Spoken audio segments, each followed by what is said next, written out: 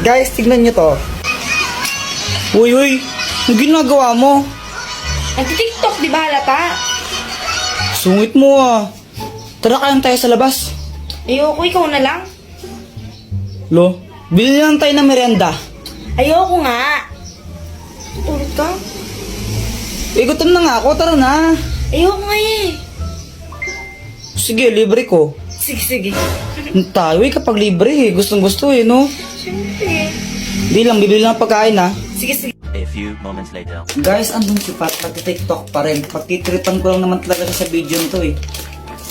Ito yung soft drinks niya. Lalagyan ko lang siya netong, tapos papainom ko sa kanya.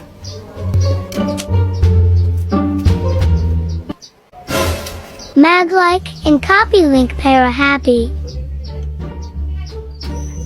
Pat, ito na yung pagkain mo. Wow. Kunin ko lang soft drinks mo ha.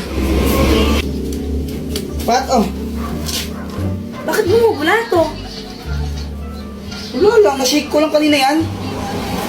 Ano siya? Kulit tayo. Bawas na to, saka may laway ko na to. Ayoko kahit na palit tayo. Ate mo naman, inamin mo na lang. Ayoko palit tayo. Libre ka lang nga lang, arte mo pa.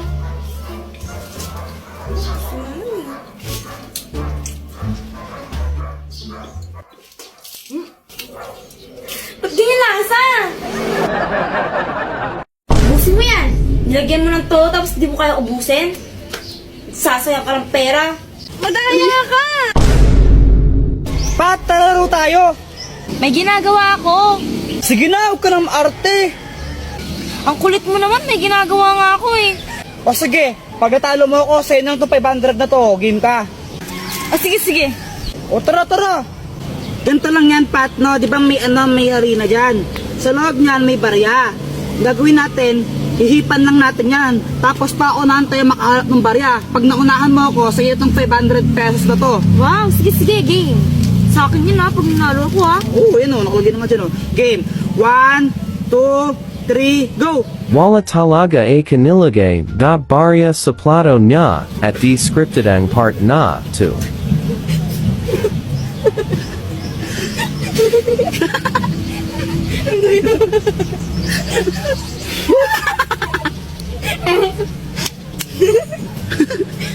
Like and copy link. Para happy.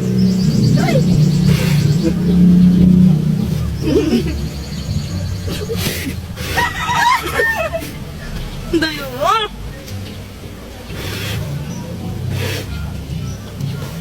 Ayun! Ano ba yan? Ako na nauna!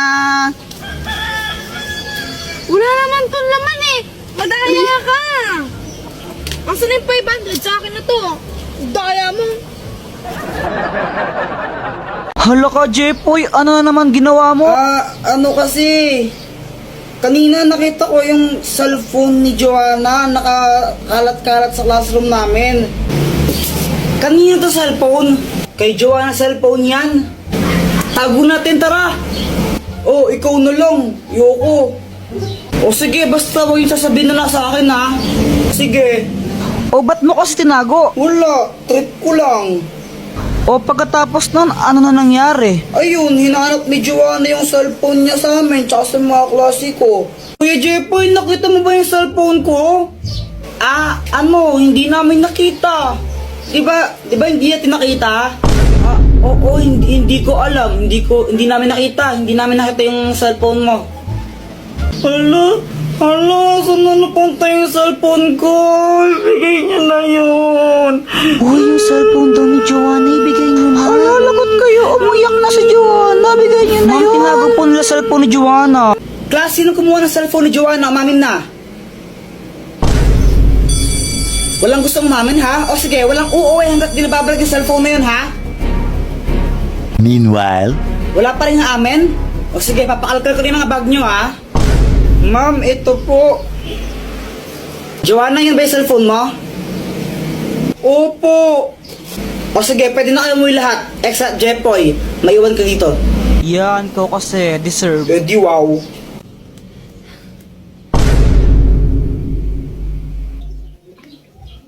Grabe, sobrang init ngayon, hangin, no?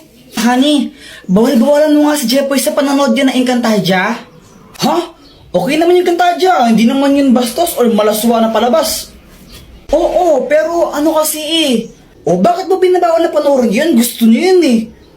Pero kasi ano, yan na naman tayo eh. Ano nga kasi? Kapag gusto ng bata, binabawal mo kaya lumalayo yung loob ng bata sa atin eh. Makinig ka muna. Wala nang ginawa si Jepoy buong araw kung di manood ng Encantadia. Papabayaan niya yung pag-aaral niya, yung mga assignment niya, hindi niya na ginagawa. Nanonood lang siya ng Encantadia buong araw. Ah, ganun ba? Ba't di mo sinabi agad? Kaya nga pagsabihan mo ngayon na kung di tatamaan ka sa akin. Oo, sige, ito na. Babawalan ko na. Sige pa. Jepoy, itigil mo lang yung panunood mo ng Encantadia na yan. Sa anong kadahilanan, ama? Napag-usapan namin ang nanay mo nang papabayaan mo na yung pag-aaral mo sa kakapanood yan. Na-addict ka na masyado kaya tigil mo na yan. Ashtadi, yung mga pinagsasabi mo ha? Isa kang pasneya, ama. Napastangan ka. Oh! Kamusta ang nangyari? Ayun, pinatulog ko muna. Guys, ikade-depress ko na yata to. Grabe na. Ano bang nangyari, Jepoy? Kanina kasi nag-ML lang ako. Tapos, grabe ang init. Jepoy! Pa! Bili ka ng soft drinks o, tigisa tayo. Sige po, sige. Siyempre, sabi ni mama, tigisa kami, kaya ginanaan talaga ako. Iiwan ko yung pag-ML ko para bumili lang ng soft drinks. Tapos, yung pagbalik ko sa bahay, ganito nangyari. Ma, ito na yung soft drinks mo.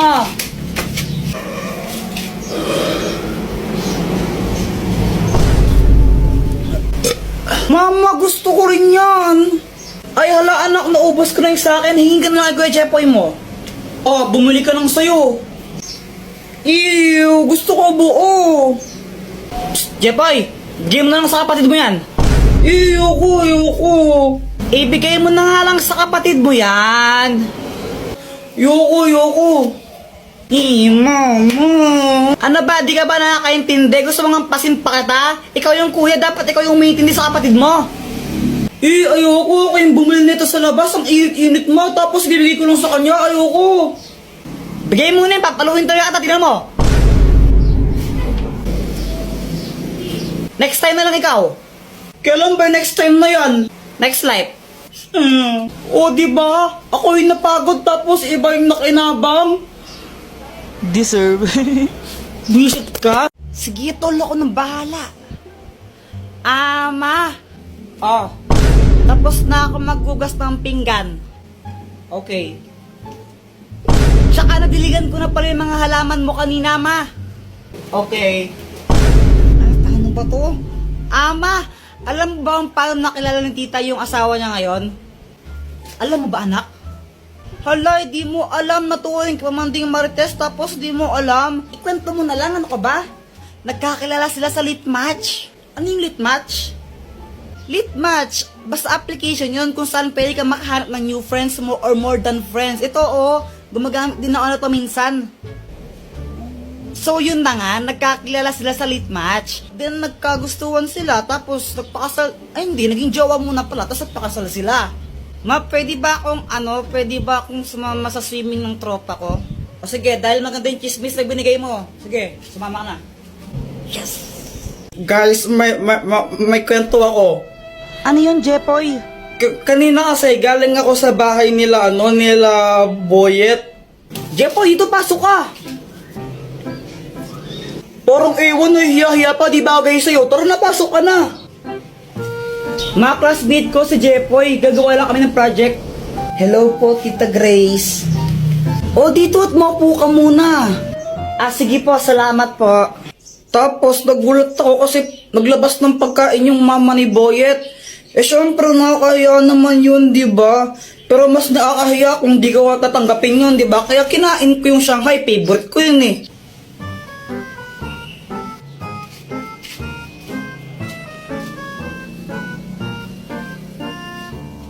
A few moments later.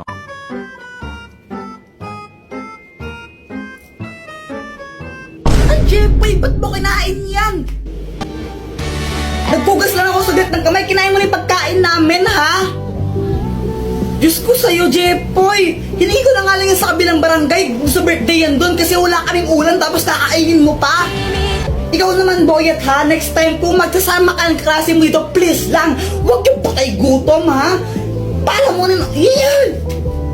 Uwi na lang po ako. Ay, hindi! Bawal ka umuwi! Maghugas ka ng pinggan, anong gusto mo, ha? Kain ka lang, ha? Palamunin ka, ha? Tapos, ayun, hindi pala para sa akin yun. Tapos, di pa agad ako pinauwi. Pinagugas pa ako ng pinggan. Ay, hala. Deserve. Aray! Ano bang ginagawa mo dyan? Tara na, pumasok ka na. Huwag ka nang mahiya. Eh, nakakaya. Nandiyan ba mama mo?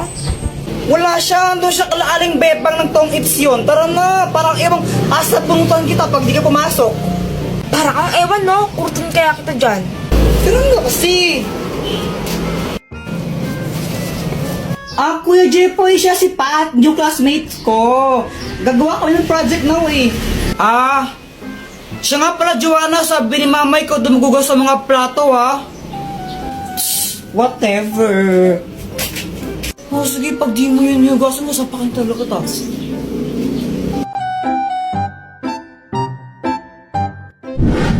Hi, Jepoy! Oh, Dr. Kwakwak, patatagal mong di nagparamdam. Nagbakasyon kasi ako sa ano ba yun? Boracay. Yun, Boracay. Bakasyon? Ang tagal mo naman nagbakasyon. Anong matagal? Ang bilis lang nun, no? Parang ilang araw lang yun eh. Ha, sigurado ka? Huli kita nakita, grade 5 pa lang ako, no? Tapos grade 7 na ako ngayon. Ay, sorry na. Dr. Kwakwak, ay bago akong crush. Sino? Ayun siya, oh. Ayun ba? Yung kasama ni Joanna? Naniniwala na ako sa forever. Oo. Kilala kita. Kala ko ba si Samantha yung crush mo? Oo, crush ko si Samantha, tapos crush ko rin yun. Ay naku, parang ang baliw. Tulungan mo naman ako, baka may gadget ka dyan na pwedeng gamitin para i-crush back din ako nun.